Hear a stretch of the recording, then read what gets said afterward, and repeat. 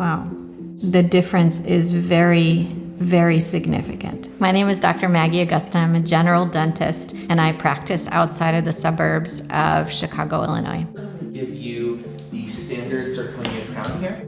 Much of the aesthetics appears to be attained through just staining. If it is a low maintenance patient, they'll go home pretty satisfied. I'm going to give you Dandy's new Polychromatic Shade crown. Wow. The difference is very, very significant. This looks like stacked porcelain, whereas the other material just appears to be one single shade.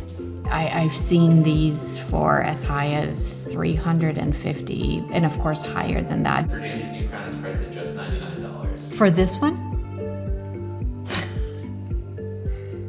Wow.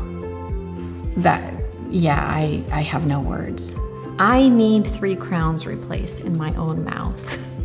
And I think that this is the crown that I'm going to choose in my own mouth.